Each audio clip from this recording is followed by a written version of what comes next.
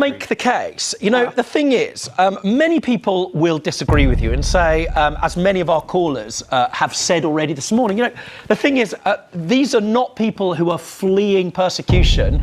Have this discussion, many of whom might be considering voting Green, especially the policies you espouse. They say, look, I'm not racist, and they're not. They're concerned that we have depleting resources. These are people from every background, every ethnicity.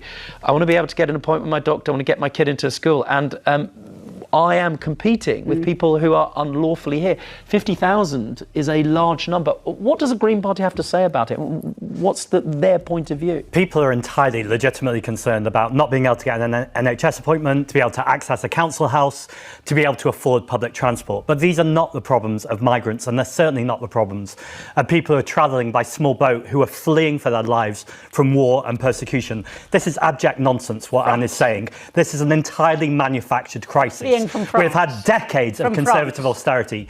Now we've got Labour austerity, and rather than pointing at the private jets or the private yachts, they are targeting some of the most vulnerable people in the world. Yes, the UK is a safe country because France is a safe country, but do you expect France to take its entire fair share of refugees and the UK take none at all? After we've caused wars, or we've intervened in wars in Afghanistan, one of the places that takes the most refugees, Iran, one of the places that takes the most refugees. Well, first of all, we do take refugees when the asylum applications have been properly processed. We won't be processing them if they're coming from safe countries. You've got to stop what is an uncontrollable flood of people. You stop it through safe and legal routes. We could end it today. No, you could end it today by safe and legal routes. Now you sound like Trump in Ukraine. Can I clarify here? Zach, are you suggesting that there should be more safe legal routes to get into the country? You'd like to see more migration, more people arriving here as long as they do so lawfully? We have an ageing population. We have pension schemes that need to be paid. We need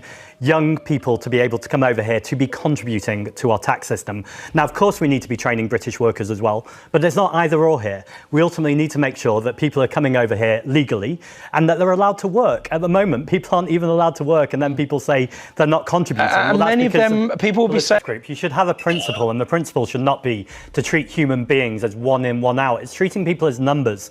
We know most people who make an appeal actually get to stay here because they had a legitimate reason to come here. They're fleeing war and persecution. Absolutely at the top of the agenda. If you use the National Health Service, the person who treats or cares for you is so much more likely to be a migrant than anyone else in front of you in the queue. Illegal because we're not giving them safe and legal routes and allowing them to work. Yet we have hundreds of thousands of vacancies in the National Health Service. How do you expect the National Health Service to work unless we both train British workers and we accept that migration, we have a long tradition and history of migration in this country. Paulette talked about... Britain is in the middle of one of the most politically charged debates of the decade. And a live television exchange just revealed something that no politician wanted you to see. Not a scandal, not a resignation. Something arguably more damaging. A senior MP completely unable to defend his own party's position when the public pushed back. A Green Party MP sat down on live TV to argue the case for a more open, humane approach to immigration, and within minutes, the conversation had exposed every contradiction at the heart of progressive migration politics in 2025. The host wasn't hostile. The questions weren't traps. But when ordinary people's concerns, NHS waiting lists, school places, housing pressure were placed directly on the table, the response drifted into colonial guilt, historical grievance, and abstract principle. The public watching at home didn't get a policy, they got a lecture. This isn't really about one Green MP having a bad morning on television.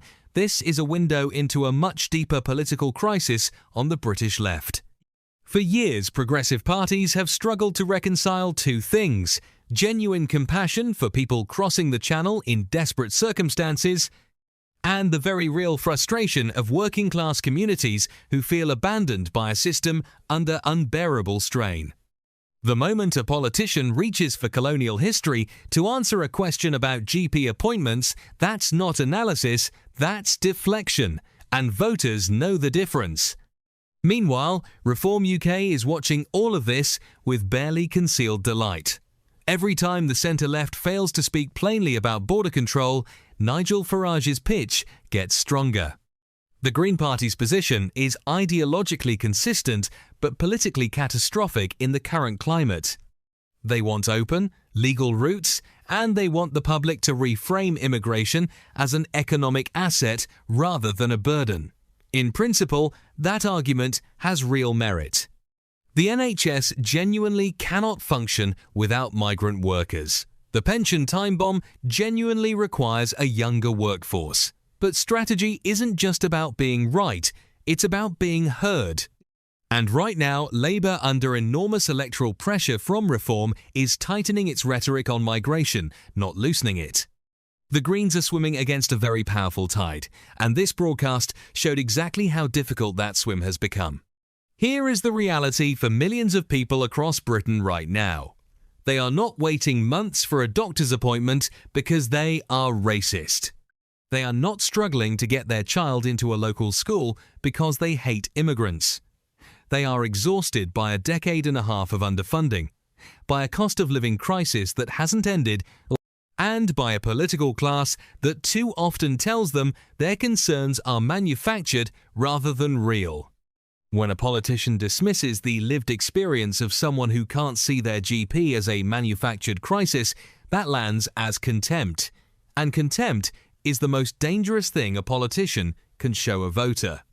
Keir Starmer's Labour government is now caught in an impossible position, trying to hold together a coalition of progressive voters who want compassion and traditional working-class voters who want control. The Greens, by staking out the Liberal ground, are making that balancing act even harder.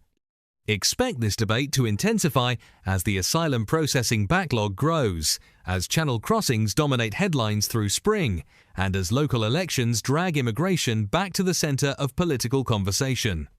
The real story here isn't whether the Green MP won or lost a television debate. The real story is that British politics has reached a point where no party can answer the immigration question cleanly because the question touches everything: our economy, our public services, our identity, and our values. And until someone offers the public honesty instead of ideology, that question is going absolutely nowhere.